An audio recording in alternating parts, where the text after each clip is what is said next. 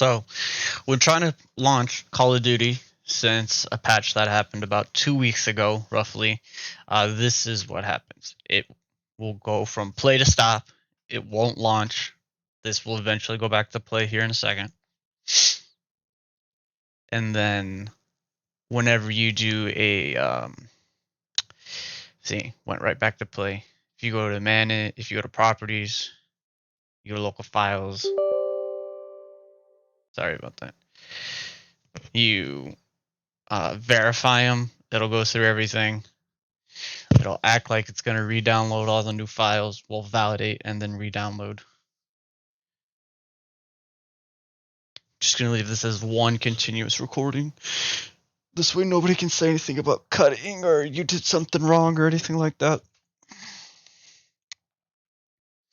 So it's installed on the same spot it's been installed in, on the same M.2 since the game initially launched. Like I said, I think it was a patch that happened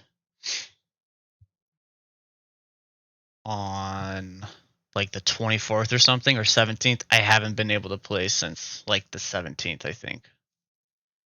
And I've attempted to uninstall and reinstall, and I've done the whole give it admin permissions, give Steam admin permissions. I've done the high DPI fix that some people have said to do. That doesn't work. Before being able to launch the game at all, the day that the day that all this happened, my game was constantly being signed out. Like, I couldn't play more than 10 minutes. I could play normal multiplayer without any issue, but if I went into DMZ, if I went into what do you call it, Warzone 2.0, it wouldn't launch. It would, as soon as I would get into game from lobby, I would get insta signed out on DMZ and on Warzone, and then I couldn't launch the campaign at all. No matter what I did, the campaign just wouldn't launch. So after that, I uninstalled the game, reinstalled it, and I've been having this issue. It won't launch at all. And when we verify these files, this is a fresh install. Just installed this game, just got done installing it. That was the second time you saw me trying to click play. This is the verify file after a fresh install where it supposedly downloads every single thing you need. It'll say that I'm missing like 38 files or something like that. It'll attempt to re-download or it won't. We'll see. I believe when you do a verify, it's supposed to auto download your missing files or something like that.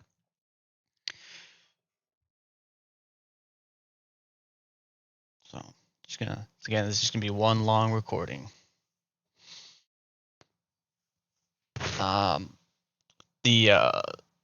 If you go to the community page, I know a while back there were a bunch of issues of people not being able to launch their game. I don't know if that's still the way. Yeah, here's another one, unable to launch. FPS issues like always because this game is super optimized. Warzone won't launch for somebody.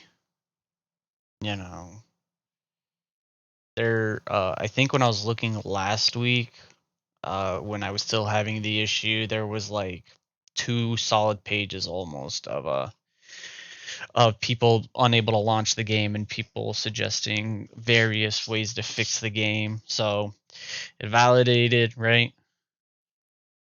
This is it, supposedly, missing 38 files. They will be required. Supposedly that's what's happening right there. I don't know what happened right there. We're going to attempt to play the game again. It won't launch.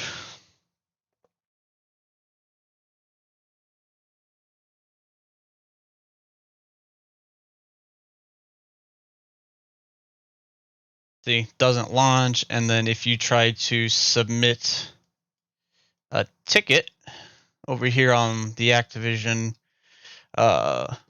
website, I have one. Whoops. unable to launch game. Bought battle pass, then game crashed in the following DMZ match. And if you submit it, it won't submit.